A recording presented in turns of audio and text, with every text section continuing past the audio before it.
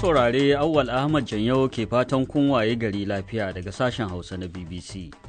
A cikin shirin namu na yanzu za ku ji cewa Amurka ta ce ta kaddamar da wasu hare-hare ta sama kan mayakan IS a arewacin Najeriya. Al'ummar Kirista na ci gaba da bikin Kirsimeti, kuma wasu Kiristoci a Najeriya sun ce washegarin Kirsimeti rana ce ta nuna ƙauna. Boxing Day ba ana nufin ranar da za a yi boxing ba ne ba, a'a. Rana ce ta nuna ƙauna? Rana ne ce ta nuna inda ake raba kyauta, ko yadda za ka kyautata ma mutane. To gwamnatin jihar Kano a Najeriya ta yi ƙarin haske kan garan bawul ɗin da ta yi wa tsarin karɓar haraji a jihar. Maimakon a biya haraji da kuɗi kai tsaye, yanzu an kawo tsari na cewar a banki za a biya. Sannan kuma asusu da ake sa kuɗaɗen na haraji shi ma yanzu a kowane banki guda biyu kawai muke da su. To ba ga waɗannan muna ɗauke da wasu ƙarin rahotanni, amma zan fara da labaran duniya. Shugaba Trump ya ce Amurka ta ƙaddamar da munanan hare-hare kan mayakan IS a arewa maso yammacin Najeriya. Ya ce an kashe mayakan IS da dama a harin da aka kai a jihar Sokoto tare da haɗin gwiwar hukumomin Najeriya. It is a joint operation between the US and Nigeria. Ministan harkokin wajen Najeriya Yusuf Maitama Tugga kenan ke cewa farmaki ne na haɗin gwiwa tsakanin Amurka da Najeriya, tare da cewa hare-haren ba su da wata alaƙa da batun addini, domin 'yan ta'adda na kashe 'yan Najeriya ba tare da la'akari da addininsu ba. Mr. Trump dai ya ce mayakan IS na kai hari tare da kashe Kiristoci da ba su ji ba su gani ba. A cikin watan Oktoba, Mr. Trump ya yi barazanar shiga tsakani idan har gwamnatin Najeriya ta gaza dakatar da kisan da ake yi wa Kiristoci a ƙasar. Mai shigar da ƙara na musamman a Koriya ta Kudu ya nemi a zartarwa tsohon shugaban ƙasar Yoon Suk-yeol ɗaurin shekara 10 a gidan yari kan tuhume-tuhumen da ake masa da ke da alaƙa da yunƙurinsa na ayyana dokar soji da bai yi nasara ba a Disambar bara. Hambararren shugaban ana kuma tuhumarsa da laifin kawo cikas ga shari'a, musamman yadda ya killace kansa cikin fadar shugaban ƙasa domin kada a kama shi, sannan yana fuskantar wasu tuhume-tuhume guda 3 ciki har da ƙoƙarin haddasa rudani. A ranar 16 ga Janairu ake sa ran zartar masa da hukunci, kwana biyu kafin kawo ƙarshen wa'adin sammacin kama shi. Tsohon Firaministan Malaysia Najib Razak zai saurari hukuncin da wata babbar kotu za ta yanke dangane da sabbin zarge-zargen cin hanci da rashawa. Najib dai tuni yana zaman gidan yari kan wani hukuncin da aka yanke masa wanda zai kawo ƙarshe a 2028 bayan kama shi da laifin almundahana da kuɗaɗen jama'a. If convicted, Najib faces a possible jail Wakiliyar term. BBC ta ce idan aka same shi da laifi, Najib zai iya fuskantar ɗaurin shekara 20 a gidan yari da kuma tara. To kuna shan labaran duniyan ne daga sashen Hausa na BBC. Shugaban Ukraine Volodymyr Zelensky ya ce ya yi wata doguwar tattaunawa da Steve Witkoff da wakilin Trump na musamman da kuma surukinsa Jared Kushner kan yadda za a kawo ƙarshen yaƙi da Rasha. A wani saƙo da ya wallafa a shafinsa na Telegram, Mr. Zelensky ya bayyana tattaunawar a matsayin mai ma'ana, inda ya ce sun tattauna wasu sabbin manufofi. Tun da farko rundunar sojin Ukraine ta ce ta kai wa ɗaya daga cikin matatun man Rasha hari na makami mai linzami a yankin Rostov da ke kusa da kan iyaka da Ukraine. Ta ce matatar ce take ba motocin yaƙi na sojojin Rasha mai a yankin gabashin Ukraine da Rasha ta mamaye. Hukumomi a Venezuela sun saki wasu fursunoni guda 6 waɗanda aka kama lokacin zanga-zangar adawa da sake zaben shugaba Nicolas Maduro a watan Yulin bara. Ƙungiyoyin kare haƙƙin ɗan adam waɗanda suka sanar da sakinsu a ranar Kirsimeti sun ce ba a bayyana dalilin sakinsu ba. Sama da mutum 2,400 aka kama a lokacin, kuma an saki sama da 2,000 kawo yanzu. To labaran duniyar kenan daga sashen Hausa na BBC.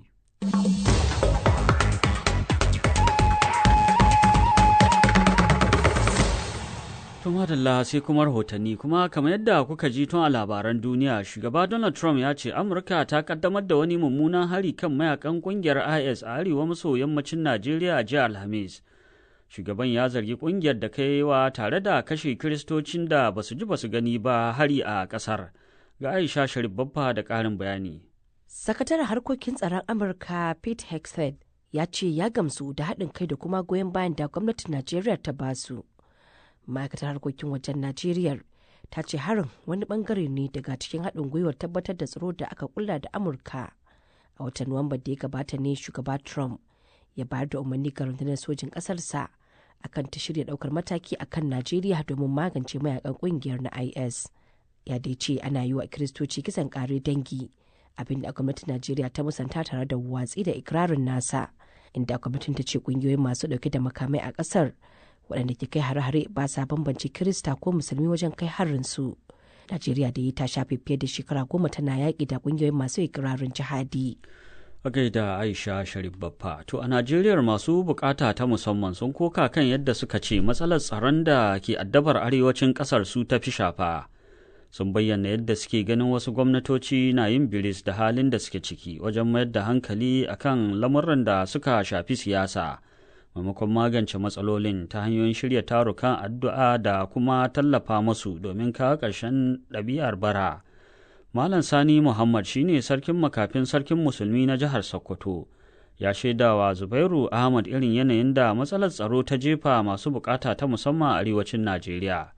Wannan shekara ta 2025 mai karewa mun huskanci kalubale mai girma mu masu bukata ta musamman a Najeriya musamman arewa. Wanda bisa hakikanin gaskiya rashin tsaro ya tasirantu kwarai da gaske gare mu. Shugabanninmu na siyasa wannan rashin tsaro da muke fama da shi kamar bai dame su ba. Tsakani da Allah sarakunan makafin Najeriya na kokari na ba da goyon baya domin a yi addu'o'i a kowace jiha domin a samu maganin wannan masifa. Don Allah da kai ne ya faɗi cewa addu'a maganin masifa ce, haka kuma sadaka maganin masifa ce. Wannan matsala ta tsaro, kana ganin kamar matsala ce kawai da ta shafi masu fama da lura ta musamman?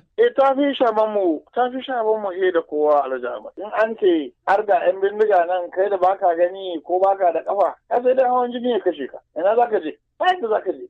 Kuma hakkinka ya tattaro ne ga shugabannin da suka ba da gudunmuwa da rashin tsaron nan a yi maganin shi. Ko dai ta wannan addu'a ko ta wannan sadaka domin duka Allah ya alƙawarin zai yi masifa a dalilin waɗannan abubuwa. Ba a mai da hankali a kansu. A yin son a kashe kuɗi ta wasu hanyoyi wanda ba su ko inganta ba su ko da muhimmanci. In aka yi buki sai ka ji mai waka ya samu mota 3 miliyan 20 wanda miliyan 20 nan aka ɗauke su aka ba sarki makabi tare jama'a zai addu'a ta kwana 3 a wadatar duk wanda ya zo wurin addu'a. Sai wani kalubale ko kuma damuwa watakila kuke da ita da kuke gani ya kamata hukumomi a ce sun lura da haka? Kamar yadda nake faɗi, rashin tsaron nan ya samu kafin mu da sauran masu bukata ta musamman sun baro ƙauyuka sun dawo cikin gari.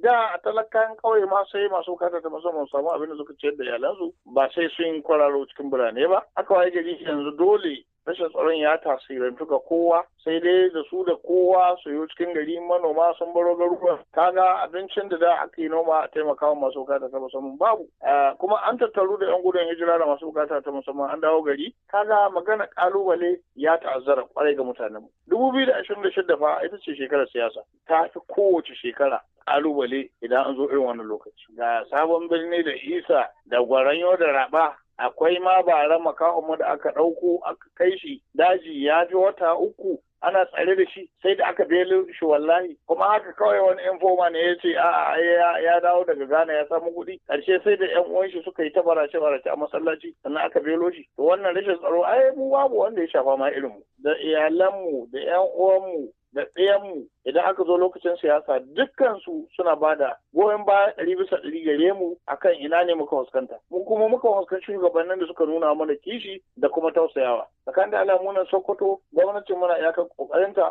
mai alama sarkin musulmi na iyakar kokarin shi ne ma muke so sarakuna su yi koyi da shi. Yanzu haka a kesa wancan ɗanin ba mu san iyaka wanda ya tafi kudu wajen neman abin da ya ce ba saboda nan babu zaman lafiya babu kuɗin.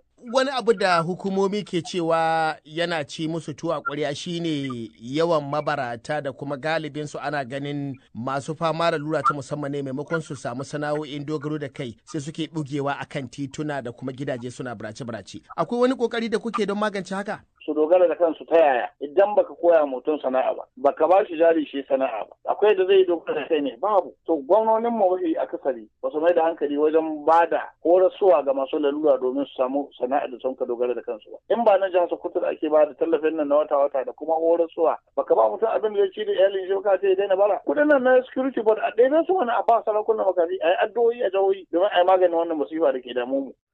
Malam Sani Muhammad kenan sarkin makafin sarkin musulmi na jihar Sokoto. To yanzu ga wannan sanarwa.